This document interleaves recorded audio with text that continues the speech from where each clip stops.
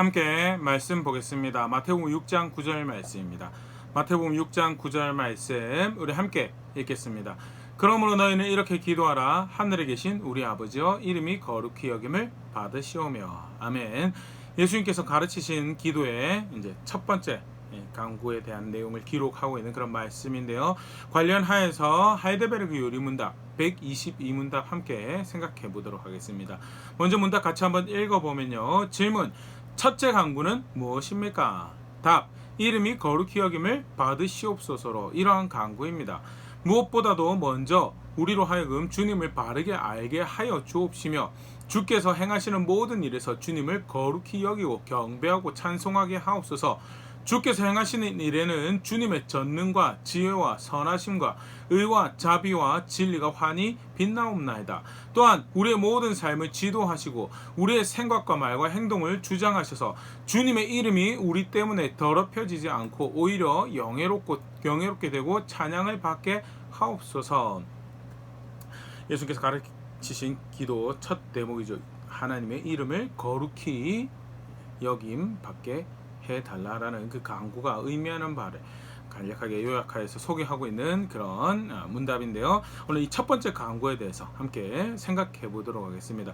직역을 하면요, 헬라어 원문을 직역을 하면 당신의 이름을 거룩하게 하소서라는 그런 강구인데요. 먼저 하나님의 이름에 대해서 간략하게 조금 먼저 생각을 해보면요, 하나님의 이름은 무엇을 의미하는가? 성경에 실제로 하나님의 이름 여호와 하나님이라는 이름을 가르치고 있죠. 더불어서 여호와 이레, 여호와 라파 등 관련해서 그 하나님을 계시하시는 이런 성호라고 그러는데 그런 표현들이 등장을 하고 있고, 이러한 하나님의 이름은 무엇을 의미하느냐라고 해도 첫 번째, 하나님이 어떠한 분이신가를 나타내는 속성 자체를 이제 드러내는 그런 표현이 하나님의 이름이다는. 출애굽기 6장 3절 내가 아브라함과 이삭과 야곱에게 전능의 하나님으로 나타났으나 나의 이름을 여호와로는 그들에게 알리지 아니하였고, 하나님의 이름이 여호와라는 것을 그들에게 알리지 않았다라고 그렇게 말씀하신, 이것이 의미하는 바가 뭔가, 실제 창세기를 보면 하나님이 여호와 하나님이신 것을 이 호칭 자체를, 이름 자체를 가르쳐 주시지 않은 것은 아니었다는. 그러면 여기서 여호와로 그들에게 알리지 않았다는 것은 무엇을 의미하는가라고 할 때, 이제 출애굽기에 등장하는 여호와라는 이름이 가지는 의미는 언약적인 이름이고, 나아가서 특별히 구속과 구원과 관련하여서 하나님 그 뜻을 펼쳐가시는 분이신 것을 이제 담아내는 표현이 이제 이 여호와라는 이름이고요. 여호와로 그들에게 알리지 않았다는 것은 이름 자체를 알려주지 않았다라기보다는 언약적 내용과 그것을 이루어가신, 그 구원을 이루어가신 하나님의 그런 의미로서, 전능하신 하나님으로서 약속하신 것을 이루어가시긴 하지만 구원을 베푸시는 하나님으로서, 특별히 출애굽 사건 관련해서 그런 하나님을 알려주지 않았다라는 속성에 관련된 부분으로 이해하면요, 이것이 의미하는 바가 이렇구나라고 볼 수 있고요. 하나님의 이름을 가르쳐주지 않았다라는 것이 속성 자체를 나타내 계시하지 않았다라는 것으로 볼 수 있는 그런 대목이, 또 다른 측면을 하나 보면요, 출애굽기 3장 13절 15절 말씀입니다.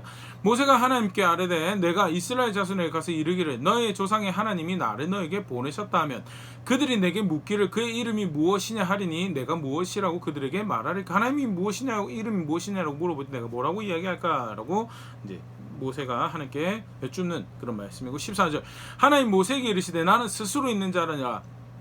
또 이르시되 너는 이스라엘 자손에게 이같이 이르기를 스스로 있는 자가 나를 너에게 보내셨다 하라. 하나님이 또 모세에게 이르시되 너는 이스라엘 자손에게 이같이 이르기를 너희 조상의 하나님 곧 여호와 곧 아브라함의 하나님 이삭의 하나님 야곱의 하나님께서 나를 너희에게 보내셨다 하라. 이는 나의 영원한 이름이요 대대로 기억할 나의 칭혼이라. 하나님께서 이름을 물어보는 모세에게 뭐라고 답을 하시냐? 나는 스스로 있는 자다. 스스로 있는 자는 이름이 사실 아니죠. 이름이 아닌데 이름을 물어본 모세에게 그 말씀을 하셨다라는 것은 이름을 안다라는 것 자체가, 이름이 나타내는 의미 자체가 그 이름이 의미하는 바의 속성을 나타내는 것을 보여주는 대목이고요. 그래서 여호와라는 이름을 말씀하시기 전에, 조상들이 하나님 여호와다라고 말씀하시기 전에 그 이름이 의미하는 바의 속성을 계획하는 바를 반드시 이루어내시는, 특별히 이 경우에는 구원과 관련된 거죠. 구원을 행하시고 구속을 행하시는 스스로 있는 자, 그 뜻하신 바를 펼쳐내시기 부족함이 하나도 없으신 그 놀라우신 구원의 하나님이신 것을 드러내시는 표현이고요. 그래서 이름을 물어봤는데 딴소리를 또 다른 대답을 하신 것이 아니라 이름을 묻는다는 것 자체가 의미하는 것이 속성을 그 안에 뭐 어떤 분이시냐라는 것을 그 존재는 어떤 분이시냐는 것을 묻는 것을 의미하고요. 이런 이해를 하나님께서 하나님의 이름을 의미하는 바가 하나님의 속성을 나타내는 중요한 표현이죠. 이 동일한 경우를 이제 하나 더 보일 수 있는 게 마태복음 1장 21절 아들을 낳으리니 이름을 예수라 하라 이는 그가 자기 백성을 그들의 죄에서 구원할 자이심이라 하니라. 이름을 예수라라고 예수님의 이름을 짓죠. 근데 예수님 예수라는 예수와 그러니까 의미하는 바는 여호와가 구원이시다라는 거죠. 여호와가 구원이시다라는 이름 뭐 흔하게 많이 사용되어졌지만 예수인 경우에는 그것이 하나님에 의해서 붙여지고 지어지고 하나님의 아들인 그를 통해서 어떤 일을 하는 그가 어떤 속성을 가지신 그는 구원자로서 이 땅에 오신 하나님의 아들이신 것을 분명히 담아내는 그 속성을 담아내는 이름이 예수라는 그런 이름이었고요.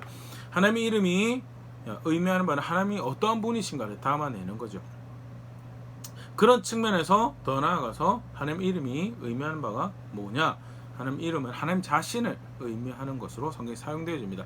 대표적인 말씀 한 두 가지 보면요. 시편 5편 11절 그러나 주께 피하는 모든 사람은 다 기뻐하며 주의 보호로 말미암아 영원히 기뻐 외치고 주의 이름을 사랑하는 자들은 주를 즐거워하리이다. 주의 이름을 사랑하는 자다라고 할 때 그냥 표면적인 의미로 생각하면 그냥 하나님의 이름을 좋아하는 모양이다라고 이름을 좋아하는 경우가 있죠. 그래서 어떤 특정 이름에 애정을 가지고 그래서 무슨 뭐 아바타 같은 걸 만든다거나 SNS 활동할 때 그런 이름들을 사용하는 표면적으로는 그런 의미인데 사실 여기 주의 이름을 사랑한다는 것은 결국 뭘 의미하죠? 하나님을 사랑하는 것을 하나님을 기뻐하는 것을 의미하는 거고요. 여기서 주의 이름이 의미하는 바는 하나님 자신을 의미하는 시편 92편 2절 주의 이름을 찬양하고 아침마다 주의 인자심을 알리며 주의 이름을 찬양한다라는 것도 표면적인 의미는 그 이름 자체를 즐거워하고 기뻐한다는 그런 것도 생각할 수 있지만요. 본문이 의미하는 바는 하나님 자신을 찬양하는 것을 의미하는 거죠. 하나님 이름이라는 것이 그래서 하나님 자신을 그래서 뭐 사실 이제 직접적으로 인용을 하지는 않았지만 에스겔 같은 경우 하나님 이름이 더럽혀졌다는 것은 하나님의 불명예스럽게 취급당했다라는 그것을 의미하는 거고요. 하나님의 이름이 의미하는 바는 하나님 속성과 더불어서 하나님 자신을 나타내는 표현으로 사용되어지고 있고요. 본문에서 그러면 하나님의 이름이 당신의 이름을 거룩하게 하옵소서라는 이 표현은요. 하나님을 거룩하게 해달라라는 그런 표현이죠. 계속해서 그러면 좀 뭐 이렇게 생각을 해보면요. 하나님과 거룩함에 대해서 성경 하나님은 대표적으로 거룩하신 분으로 소개되어지고 있죠. 백성들에게 내가 어떤 존재냐 나는 은혜로운 주다 나는 자비로운 하나님이다 나는 노하기를 더디하는 분이다라고 계시하시는 것과 관련하여 비교하여서도요 굉장히 사실은 아주 대표적인 하나님 속성으로 백성들을 계시하시고 알리시고 가르치신 하나님 속성이 뭐냐 그게 거룩하신 분이시다는 레위기 11장 45절 나는 너의 하나님이 되려고 너희를 애굽 땅에서 인도하여낸 여호와라 내가 거룩하니 너희도 거룩할지어다. 하나님 백성에게 거룩하게 살 것을 가르치고 도전하시면서 내가 거룩하니까 너희도 거룩하라라고 말씀하시면서요 대표적으로 드러내시는 너의 하나님은 어떤 존재로 알아야 되냐 거룩하신 분으로 알아야 된다라고 가르치신데 뭐 레위기 20장 26절 너희는 나에게 거룩할지어다 이는 나 여호와가 거룩하고 내가 또 너희를 나의 소유로 삼으려고 너희를 만민 중에서 구별하였음이니이다. 마찬가지죠. 거룩하라라고 명령하시고 도전하시고 격려하시면서 중요한 그 이유에 대해서 내가 거룩하니 너희도 거룩하라라고 말씀하시는 거고요. 하나님이 하나님 백성에게 그들의 삶과 밀접하게 관련해서 계시하시고 알려주셨고 드러내신 하나님 대표적인 속성이 뭐냐 그게 거룩함이다. 이사야 41장 14절 버러지 같은 너희 야곱아 너희 이스라엘 사람들아 두려워하지 말라 나 여호와가 말하노니 내가 너희를 도울 것이라 너의 구속자는 이스라엘의 거룩한 이니라. 구원자이신 그들의 하나님은 어떤 분이신가 거룩한 분이시다라는 것 분명하게 가르치시고 알리신 하나님의 아주 대표적인 속성이다라는 것. 그런데 조금 더 오늘 거룩함과 관련해서 특별히 이 기도와 관련해서 생각해 볼 부분이요. 대표적이고 그렇게 계시해서 알려주신 속성인데 하나님이 가장 거룩하신 분이시다라고 성경에서는 가르치고 있다는 것. 대표적인 속성이고 그런데 그가 가장 거룩하신 분이에요. 여러 가지 정황으로 보일 수 있어요. 사실은 이제 그 지성소라는 가장 거룩한 장소라고 거룩한 것들 중에 거룩한 것이라는 그게 이제 지성소가 가진 본래 이름의 뜻이죠.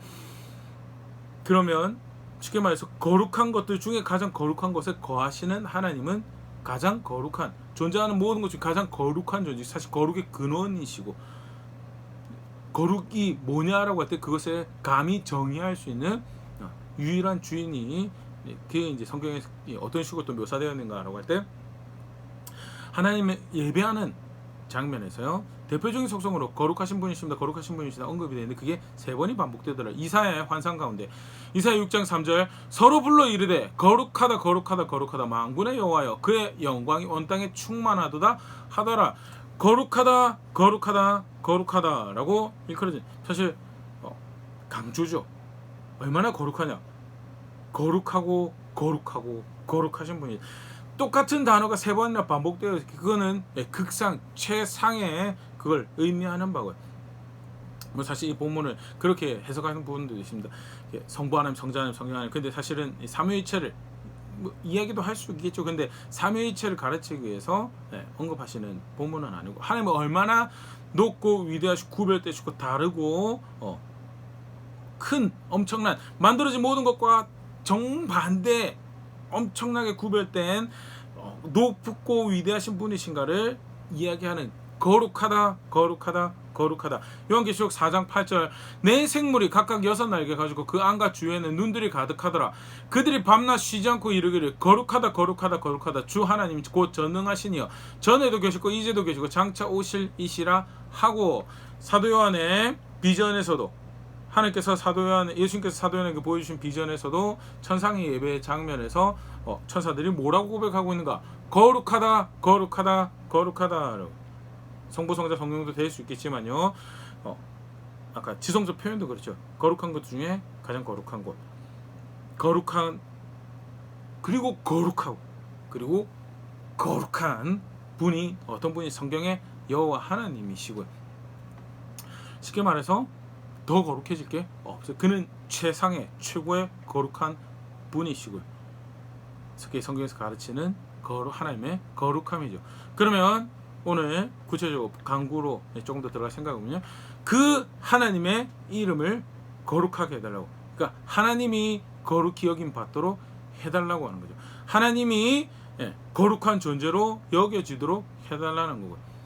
사실 아까 좀 그렇게 직역을 하면 당신의 이름을 거룩하게 하옵소서. 근데 좀 전에 살펴보자. 하나님은 더 거룩하게 할 게 없어요. 그러면 이건 무엇을 의미하는가? 하나님이 거룩한 분이심을 나타내도록 알 수 있도록 그렇게 해달라는, 거룩한 존재인데, 더할 것이 없는 거룩한 존재인데 그가 거룩한 분으로 인정되어지도록, 그가 거룩한 분으로 알려지도록 그렇게 해달라는 고백이, 그 간구가 주기도문의 첫 번째 간구죠. 그 하늘의 하나님을, 그 높고 위대하신 하나님을 아버지로 아는 거예요.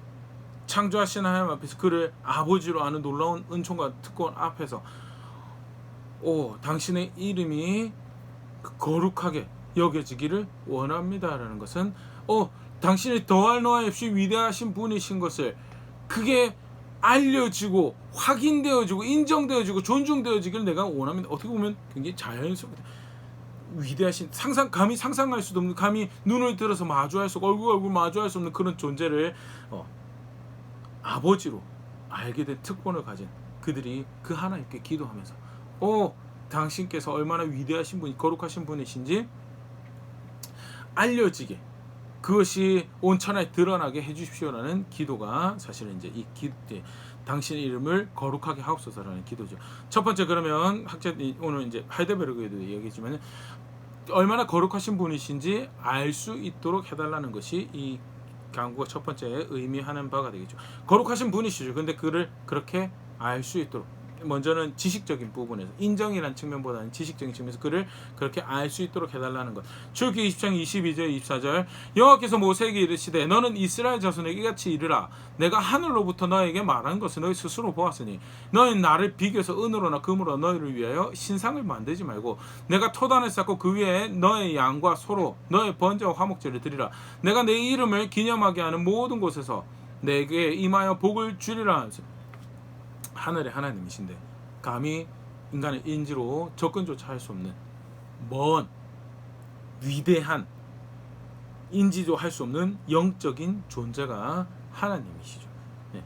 목소리 주신 계시 말고는 그를 그렇게 분명하게 알 수 있는 다른 물론 만들어진 창조 세계에서 그를 인지할 수 있도록 힌트가 주어지고 있어요. 그럼에도 불구하고 계시된 말씀처럼 분명히 그를 알 수 있는 방법이 없어요.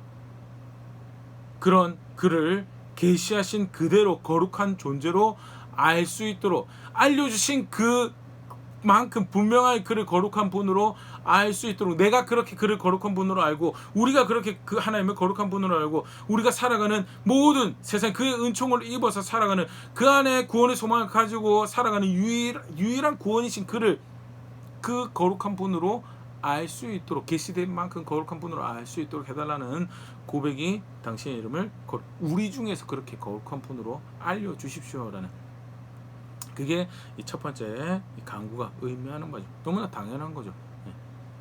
만드신 주인을 모르고 살아간다는 것이 구원의 소망이 되신 그 주를 모르고 살아간다는 것이 얼마나 저주 아래 있는 삶인가 비교해보면요.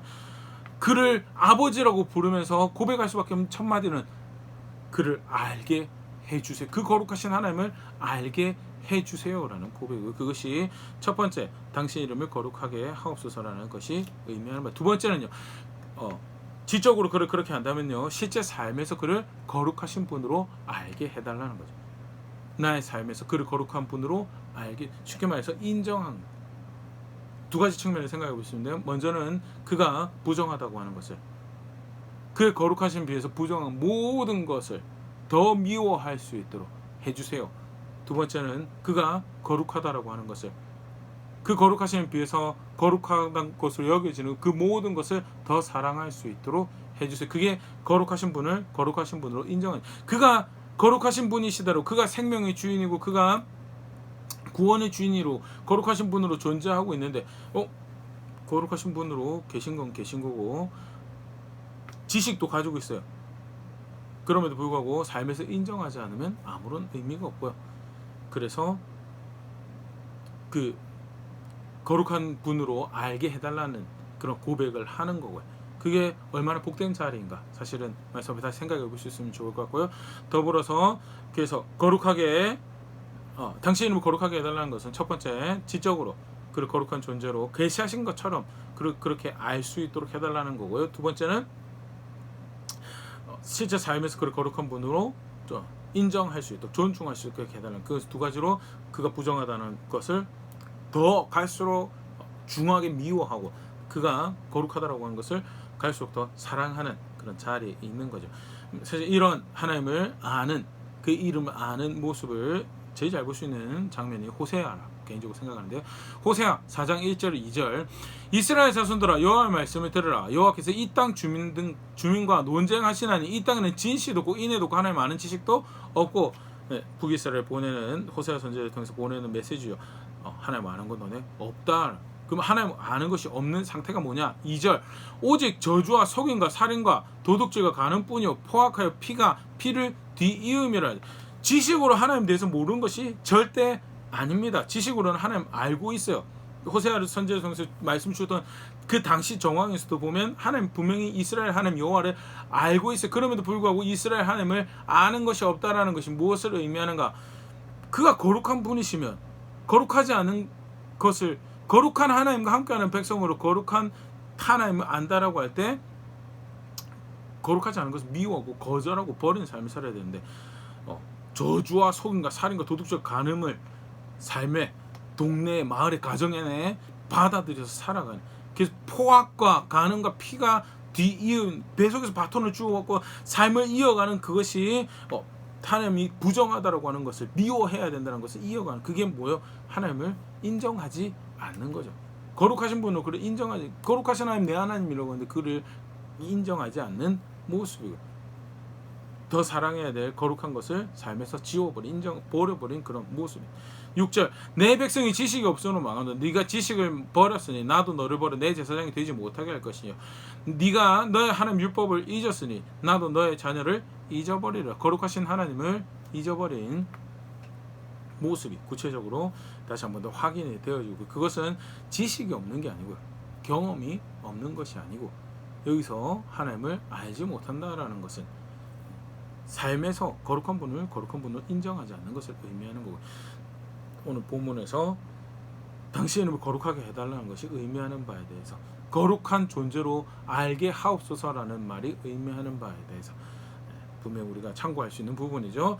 호세아 6장 6절 7절에서 사실 동일한 것을 볼 수 있습니다. 나는 인애를 원하고 제사를 원하지 않냐며 번제보다 하나님 아는 것을 원하노라. 하나님 아는 것이 없음에 대해서, 그래서 너가 하나님 아는 것을 원한다라고 이야기하면서 현재 상태가 다시 언급이 되는데 7절, 그들은 아담처럼 언약 어기고 거기서 반역하였느니. 하나님 아는 것이 없는 그때 상태가 누구랑 비교해서 이야기되냐면 아담처럼 언약을 버려버린 상태. 아담이 하나님 몰랐나요? 아니, 하나님 알고 있었어요. 문제는 뭐예요? 하나님을 거룩한 하나님으로 자신의 삶에서, 자신이 주어진 환경과 환경에서 그를 존중하지 않은, 거룩하신 분이시다라면 어떻게 해야 돼요? 그의 길이 생명이 되고 그의 길이 구원이 되고, 그래서 먹지 말라고 한 것이 먹지 말아야 되는 것으로 여겨지는, 그게 하나님을 아는 거죠. 근데 하나님을 지식으로는 알지 모르지만, 경험적으로 알지 모르지만 삶에서 그 하나님을 저버렸어요. 그가 먹지 말라고 한 것이 먹어서는 안 되는 것이 안 됐어요. 눈에도 즐겁고 마음에도 즐겁고 입도 즐겁게 하여간 것으로 보여지고, 이미 하나님을 존중하지 않은 그것이 있었고, 그것을 이제 이게 펼쳐낸 거죠. 그게 하나님을 아는 것이 없는 거에 대해서. 그래서 거룩한 분으로 당신의 이름을 거룩하게 해달라는 것은 하나님 더 거룩하게 할 수가 없고요. 거룩한 존재로 알게 해달라는 것을 의미하고, 그것은 첫 번째 계시하신 대로 거룩한 분으로 알게 해달라는 것과, 두 번째 실제로 그렇게 알았으면 그 하나님을 거룩한 존재로 살면서 인정하게 해달라는 것. 그것은 궁극적으로는 어디서 기원하느냐? 그가 하늘에 계신 내 아버지가 되신다는, 놀랍도록 위대하고 초월적인 분이신데 그가 내 아버지가 되셨다는 것. 실제로 그런 놀라운 은총을 입었다는, 그를 향해서 기도한다라고 할 때, 당신이 얼마나 위대하신 분이신지, 당신이 얼마나 거룩하신 분이신지 알 수 있도록 해 주십시오라는 기도. 그게 예수님께서 제자들에게, 교회에게, 하나님 백성인 저에게, 우리에게 기도해야 될 모습입니다. 당연히 그렇게 기도할 수밖에 없는 하나님을 알고 있는 백성에게 가르치신 기도의 첫 각오였다라는 것. 간략하게 생각해봤는데, 나는 어떻게 그 하나님을 향하고 그 하나님을 인정하고 그 하나님을 알고 있는가, 다시 한번 생각해 볼 수 있으면 좋을 것 같습니다. 하박국 2장 14절, 이는 물이 바다를 덮은 같이 여호와의 영광을 인정하는 것이 세상에 가득함이니라. 하나님은 그렇게 존중되어야, 그렇게 알려주시는 하나님, 실제로 그 하나님께서 계시를 통해서, 자연 환경을 통해서 알리셨고요, 계시를 통해서 확인하시고 알리시죠. 존중받으셔야 되는 하나님을, 거룩한 분으로 인정되어져야 될 하나님을 알리시죠. 그것이 내 삶에서, 우리의 삶에서 반드시 있어져야 될 신앙의 모습이고, 하나님 백성으로 기도한다라고 할 때 스스로가, 우리가 마을에서, 나라에서, 동네에서 그런 일이 있기를 기도하는 것이 그 하나님을 아는, 그 구원자를 아는 너무나 당연한 모습이다. 실제로 그 하나님을 안다라고 하는데, 그를 향한 신앙을 가지고 있다라고 하는데, 나의 오늘의 걸음은 그 하나님을 아는 것을 어떻게 반영하고 드러내고 있는가, 나의 기도는, 나의 고백들은 어떻게 그를 아는 것을 담아내고 있는가, 말씀을 다시 한번 생각해 볼 수 있으면 좋을 것 같고요.